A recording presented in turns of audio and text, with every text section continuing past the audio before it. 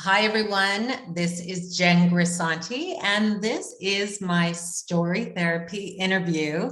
Today, I am interviewing Aaron Rahsaan Thomas. I got that right, Yes, right? you did. Okay, good. Great. I am so beyond excited. Aaron is one of our favorite guest speakers for my StoryWise Story Therapy teleseminar. And he is someone who I've known in my career from early on as a studio executive and someone I've admired from afar for all that he has done with his career. So I am so excited. Welcome, Aaron. Welcome. Thank you. Thanks for having me.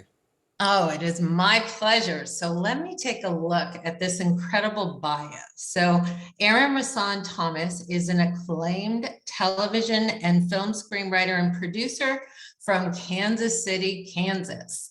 Most recently, Aaron was the co-creator and executive producer of the procedural series reboot of S.W.A.T, which airs on Sunday nights on CBS. Aaron is currently developing new projects. Aaron has two screenplays produced as feature films, Cover, directed by Bill Duke, and Assassination Game, starring Jean-Claude Van Damme. He also directed an ESPN 30 for 30 film about the USC football team during the Pete Carroll era entitled Trojan War. Aaron began his professional career as a writer's assistant on Soul Food, the series, and went on to work on the staff of such TV series as NBC's Friday Night Lights, for which he received a Peabody Award, as well as CBS procedurals such as Numbers and CSI New York. Aaron has also served as a co-executive producer on TNT's Southland, Fox's Sleepy Hollow, and Netflix's The Get Down. Aaron Rahsaan Thomas grew up in Kansas City, Kansas, developing a love for storytelling after completing a fifth grade assignment to create his own original Greek myth from scratch. I love that. As time passed, Aaron developed his passion for storytelling visually and attended Morehouse College. Aaron would also matriculate through the University of Kansas, earning honors in English literature before moving to Los Angeles and attending the University of Southern California School of Cinematic Arts for graduate school. After graduating from USC, Aaron was selected for the prestigious CBS Writers Mentoring Program. Wow, wow, wow. Welcome, welcome. Thank you. Thank you. I'm always very humbled to just be reminded of how fortunate I've been to have some really wonderful, great experiences. So I really feel blessed whenever I even think about it. It is incredible. And when I think about you back on Numbers and the CBS mentoring program, and I think about just everything you've done, it blows my mind. And I think more than anything, and we were talking before the interview, that I love the idea of how you come across as so accessible, and how you post your beautiful daughter on Fridays on social media. And as we talked about, how that connects you to your audience by making them a part of what does your home life look like versus your professional life. And I love that.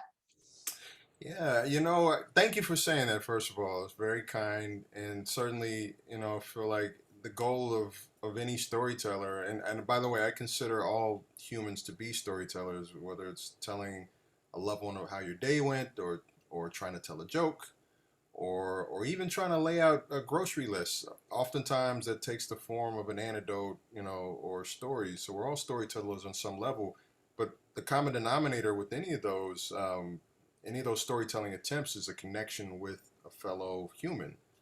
So you're always looking for ways really to feel less alone in this universe, to feel as though there's someone else that understands what I'm talking about, what I'm effectively trying to communicate. And so certainly, in my case, in being able to share any kind of slice of life, the gratification comes when you realize that anyone else responds to it. You feel like, "Oh, I'm not the only one that feels that this is great." Um, so it's nice. It's nice. It is to me one of the things that emotionally kind of keeps the universe together. Yes. Yeah. So Yeah, and we need that right now. Like yeah. we need these moments of joy and these moments and your daughter is pure joy. So I love seeing it on Fridays. It makes me so excited when I see it. Uh, so going into the questions, starting with, which I know encompasses so much, but when you look back to when you first started on soul food to now, and you think about aha moments that you reached along the way with your writing, I'd love to have you share some of those. Absolutely. It's funny. It's. I like to think of experiences at the start of my career as not being that long ago. It really doesn't feel like that long ago. This whole, you have a dream for so long of working towards, you know, um, being able to just have a job where you can create and write and tell stories for a living. And then if you're fortunate enough to actually achieve that dream, you remind yourself to try to soak it up and to savor it. But I realize that even more now than then because it goes like this. Mm. So, my experience at Soul Food really still feels to me like it was only a few years ago, even though it was a little longer than that. A little longer than I like to admit.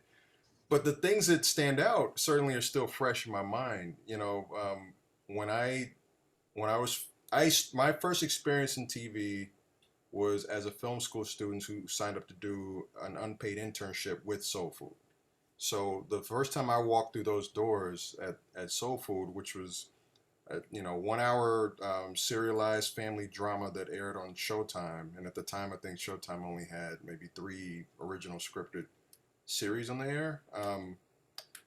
When it was at a time where I didn't know anything. And when I say I don't know anything, I'm not being facetious. Like there was a show. I knew that it was a show that existed. I knew that it was a show that I watched. I knew that I wanted to get experience in what it was like to witness a television staff, put stories together.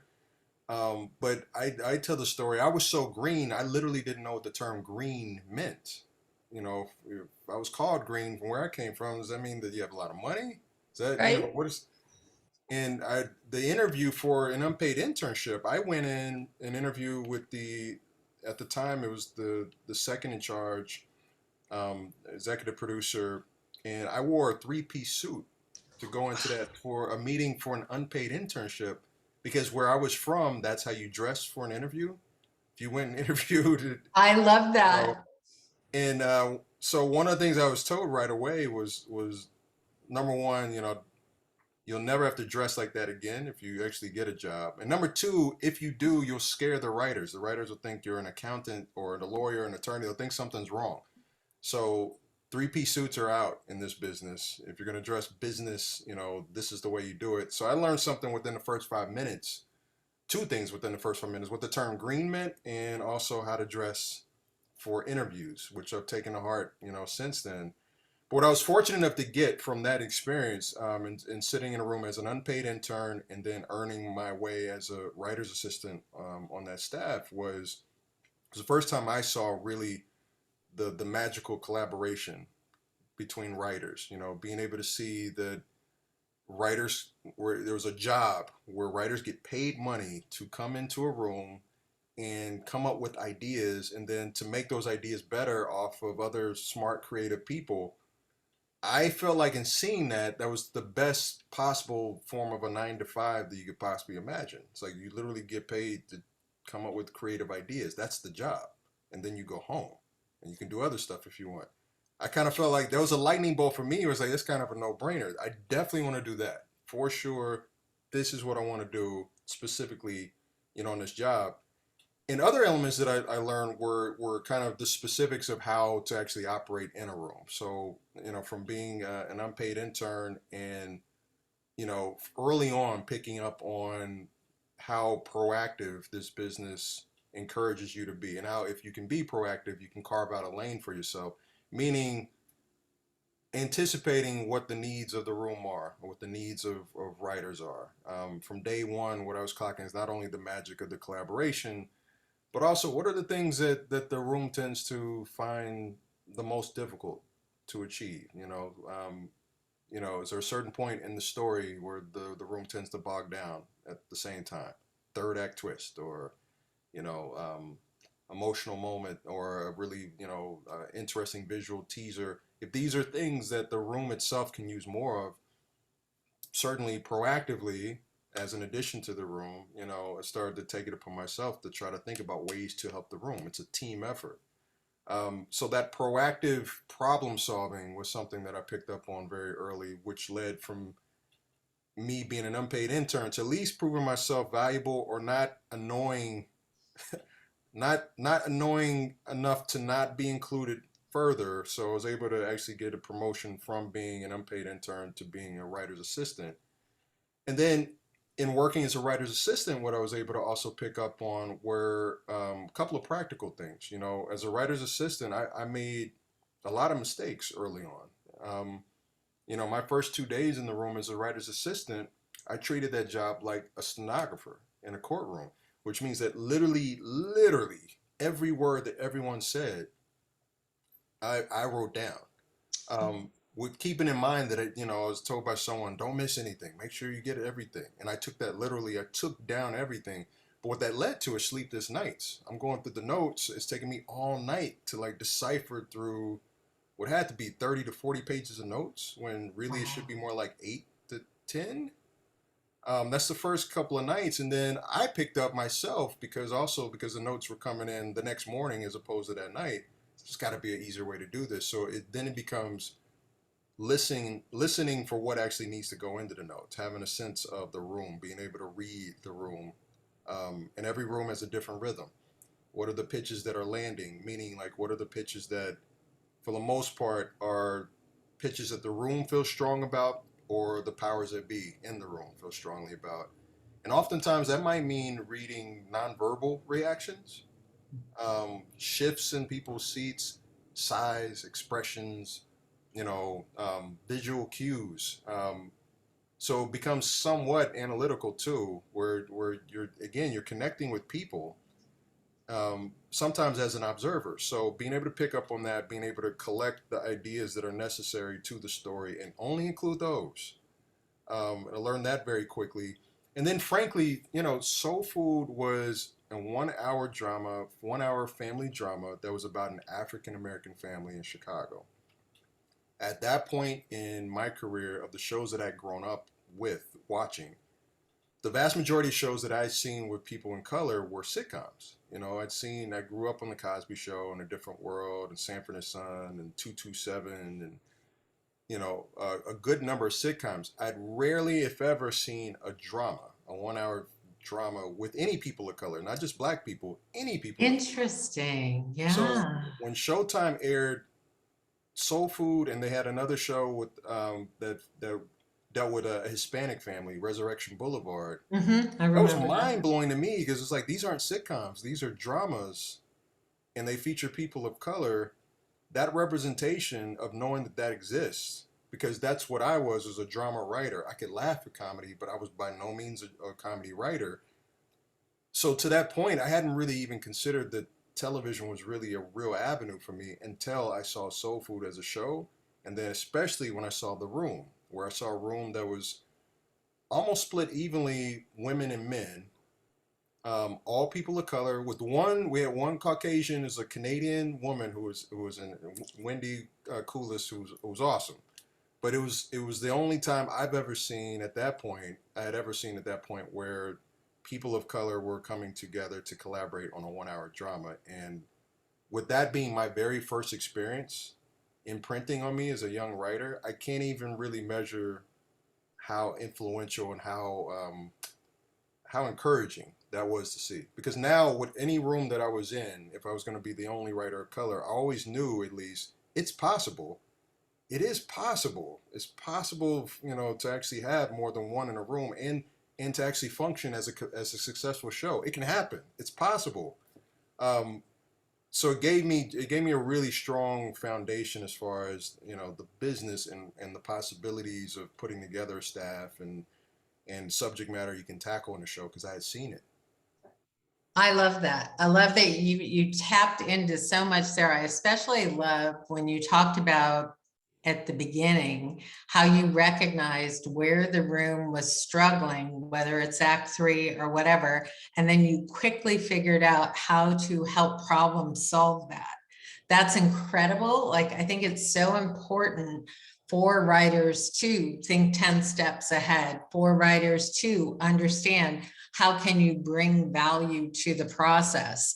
And then I especially love the idea that you started on soul food and that you carry that foundation with you wherever you go, as far as looking at the diverse voice, which brings us to the second question. So when you're thinking about the diverse voice, I'd love to hear you talk about how you embrace this in your writing. It's interesting. I consider writing to be a lot of different things. But the core purpose with writing and telling stories is connecting with people. Um, Being able to tell successful stories using your authentic voice is a way of reaching into the universe and having your existence be recognized. Um, I love in, that. in a major way, it's a realization you're not alone. And that's for any writer, but especially the writers of color, where oftentimes if you've gotten to this point, chances are you've navigated waters where you're the only one in the room. To have any kind of gratification that anyone else gets what you're talking about, understands what you're talking about, it's not only fulfilling and satisfying, but it feeds the soul. It helps to kind of reaffirm that your existence means something.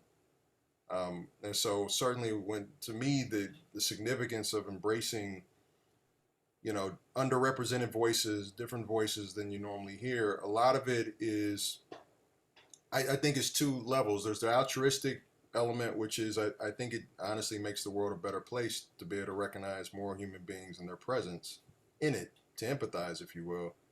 But I also think there's a practical side where, just selfishly as a fan of television and good stories, I think the more stories we leave off the table, the more talent and possibilities we're not exploring, and that to me hurts the craft. I love to see good stories. There are so many stories that I haven't heard or experienced that I feel like would to me would just be really gratifying to experience. And for so long, I think that was limited. But I think with conversations that we're having more and more now, there's at least an awareness that we can do better, and I hope that we do Yes. better, and that means empowering voices that you don't normally hear from, and with every genre, with every Yes. single genre, there are billions of ways, literally, to explore any of these stories.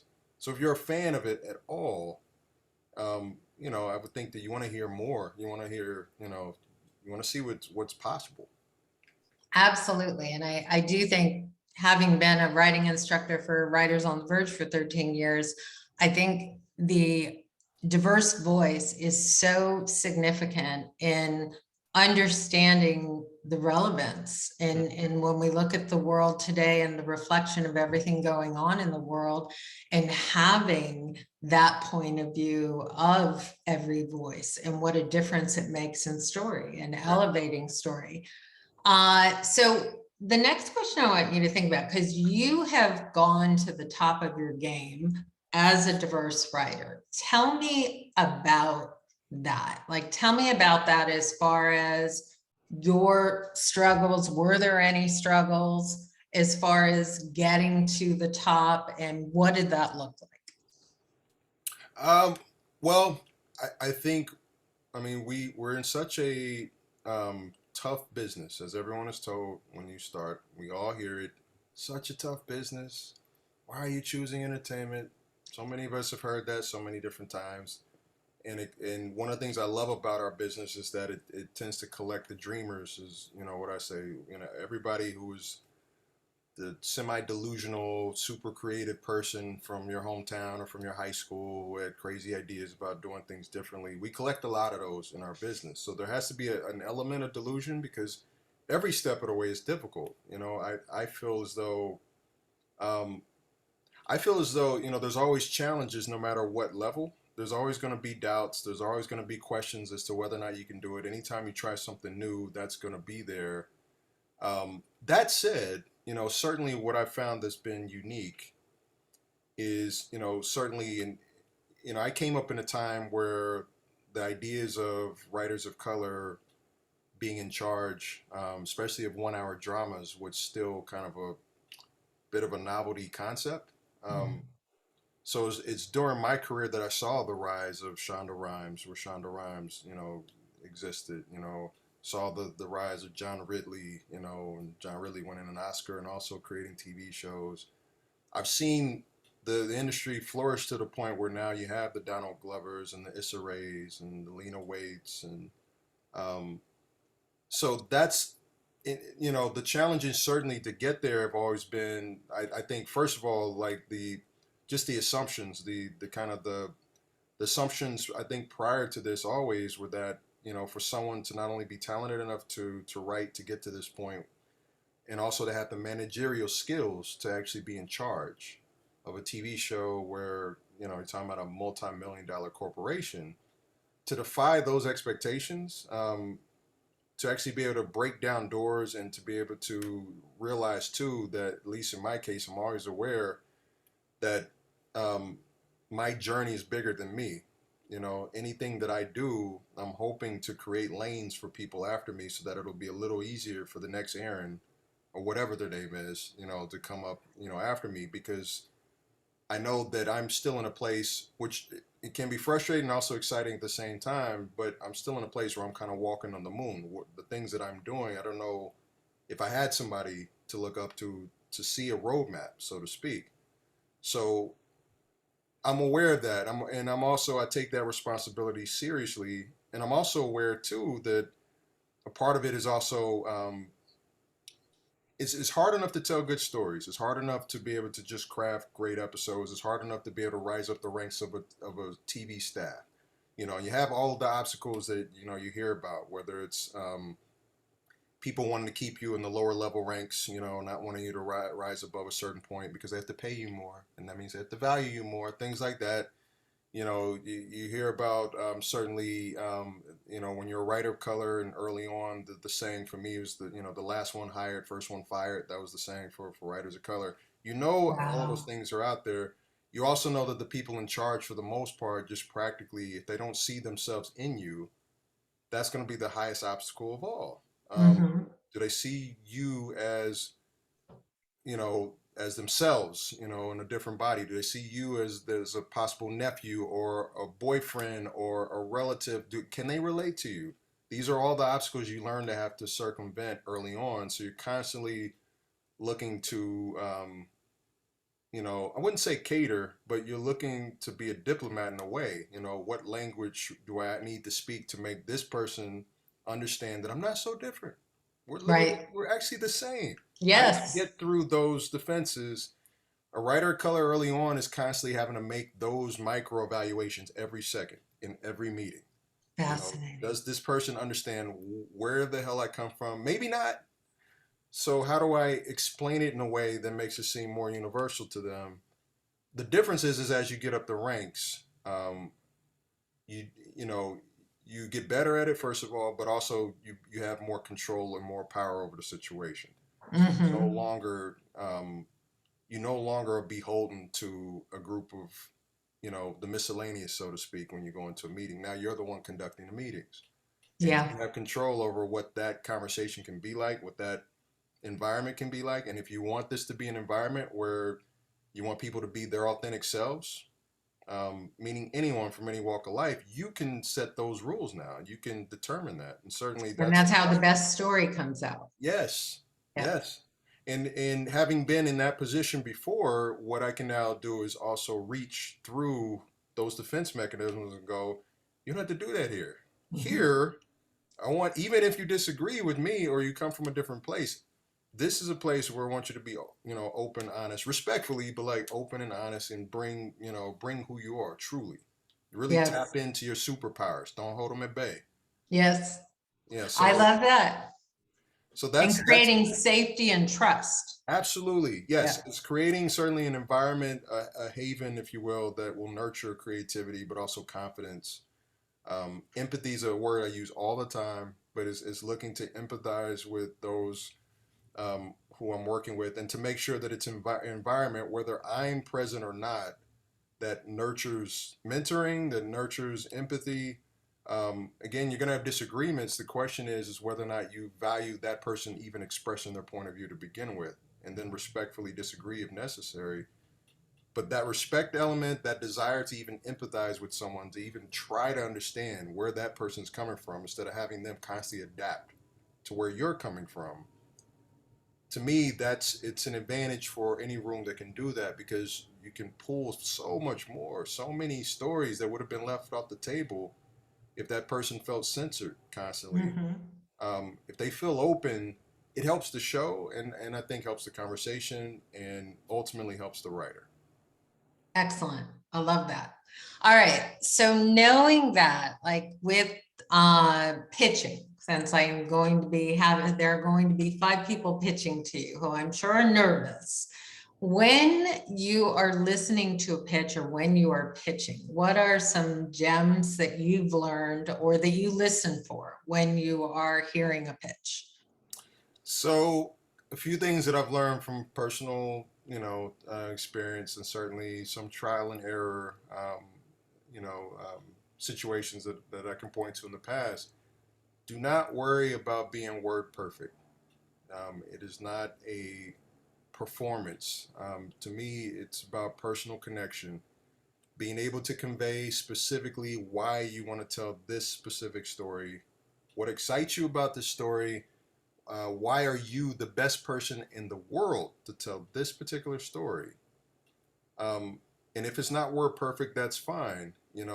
Don't get hung up on whether or not you left the phrase out, or think about conveying to the buyer or to the listener why this story needs to be told, and why you're the person to tell the story. And then I would say, clarity. Certainly, clarity is a part of it, and this is where the skill comes in: being able to clearly articulate your vision for this story in a succinct way. So, you don't have to cover every single beat of every single aspect of the story.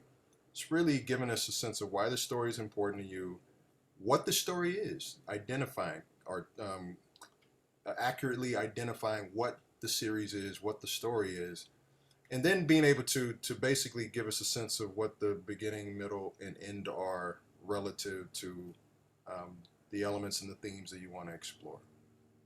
But passion, I would say, trumps all. Personal connection trumps all. When in doubt, make sure that you're able to be present in the moment, and understand the person that you're speaking with and the connection that you're trying to build. Oh, fantastic. Oh my gosh, people are going to be so excited. I love this. Okay, so for our last question, I love so many of the shows that you have been staffed on. I love. So I'm curious, what is your favorite, or what was one of the best experiences because of the concept, because of the environment, because of the writing, or any of the above? What would you say is one of your standout memories from your shows? It's a tough question to answer, of course, because I hope this on anybody, that you have tremendous experiences with every show that you're on, and I've been fortunate to have that. And certainly, I'll preface all of this by saying that with every show that I've been on, I look to pick up new skill sets. Um, so, I'll point out two, for instance. Early on, I started off on Friday Night Lights, which was a serialized character show. Started off on NBC. I was there for the first 2 seasons, and certainly what I picked up there was oh, the respect that the writers had for each other, and the chemistry that the writers had for each other in the room. For me, was intoxicating. It was the first job that I remember where I would look forward to Mondays, going in on Mondays, more than weekends, where it was just a lot of fun. And then number two, practically, that was a show that was very character driven and well done in that way, led by Jason Katims, who was the showrunner. But I learned how to arc out character arcs over the course of episodes and over the course of full seasons. So that stands out. Conversely, another, kind of lane, if you will, when I was on CSI New York, which was an episodic procedural on CBS. What I learned there was very much how a machine operates. That's part of CSI New York was a spinoff of the mothership CSI.